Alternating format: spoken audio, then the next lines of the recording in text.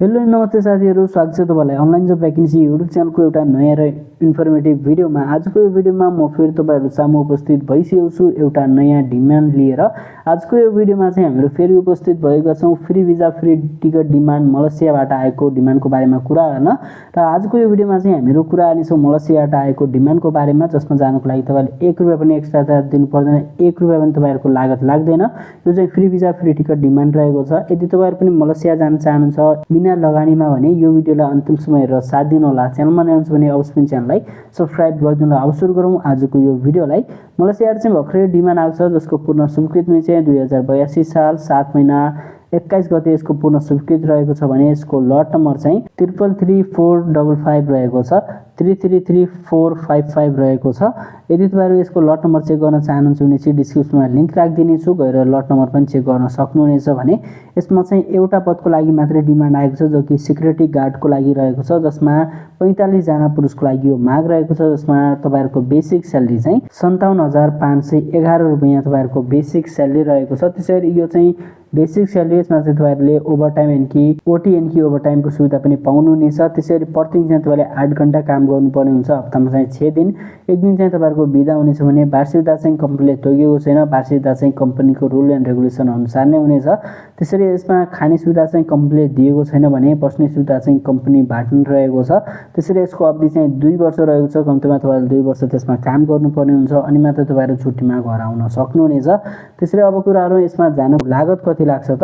लागत चाहिँ तपाईहरुलाई मैले पहिले पनि भनिसके कि यसमा तपाईहरुले free visa free ticket demand रहेको छ, जसमा जानको लागि तपाईले 1 रुपैयाँ पनि दिनु पर्दैन। फ्री भिजा फ्री टिकट रहेको छ र रिक्वायरमेन्ट भनेको चाहिँ तपाईहरुको 2-3 वटा रिक्वायरमेन्ट रहेको छ। फर्स्ट एउटा तपाईहरुको एज रिक्वायरमेन्ट रहेको छ। यदि तपाईहरु 18 देखि 49 वर्ष ननागेको हुनुहुन्छ भने 18 र 49 को बीचमा हुनुहुन्छ भने यसमा जान सक्नुहुनेछ।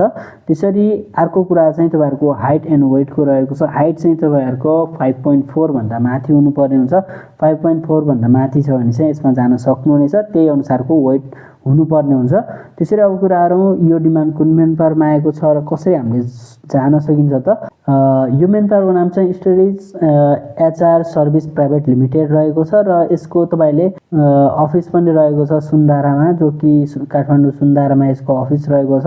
जसको मोबाइल नम्बर पनि तपाईले स्क्रिनमा हेर्न सक्नुहुनेछ, जसमा 9851336470 रहेको छ। यदि तपाईहरु यसको डिस्क्रिप्सनमा पनि यसको सबै डिटेलहरु राखिदिने छु। यदि तपाईहरु डिस्क्रिप्सनमा जान्नुहुन्छ भने चाहिँ नम्बरहरु पनि पाउन सक्नुहुनेछ। आई होप तपाईलाई यो भिडियो मन परेको होला। भिडियो मन परेको छ भने भिडियोलाई लाइक गरिदिनुस्। च्यानलमा नयाँ हुन्छ भने अवश्य पनि च्यानललाई सब्स्क्राइब गरिदिनु होला। र एउटा सानो डिस्क्लेमर दिन चाहन्छु, यो डिमान्ड चाहिँ हामीले नेपाल सरकारको वैदेशिक रोजगार पोर्टलबाट लिएको डिमान्ड हो। यो डिमान्ड चाहिँ यो मेन पावरमा आएको छ। तर एउटा कुरा के छ भन्दाखेरि अहिलेको समयमा चाहिँ धेरै मेन पावरले ठगेको यस्तो भिडियोहरु आइरहेको हुन्छ। त्यसै कारणले यदि तपाईहरु पनि कुनै पनि मेन पावरमा जाँदै हुनुहुन्छ, हाम्रो भिडियो हेरेर जानुस् या अरुकै भिडियोहरु हेरेर जाँदै हुनुहुन्छ भने पनि तपाईहरुले सतर्क भएर जानु होला, किनकि अहिलेको समयमा चाहिँ धेरै मेन पावरले चाहिँ यो डिमान्ड लेटरमा चाहिँ एकदमै कम लागत भन्दिने या लागतै नभन्ने र त्यहाँ मेन पावरमा गइसकेपछि चाहिँ यो प्रोसेसिङ फी या के को भनी एकदमै धेरै पैसा यस्तो लग्ने लागत लाग्छ भन्ने र ठग्ने यस्तो धेरै केसहरु आइरहेको हुन्छ। त्यसै कारणले चाहिँ तपाईहरु अलि सचेत भएर जानु होला।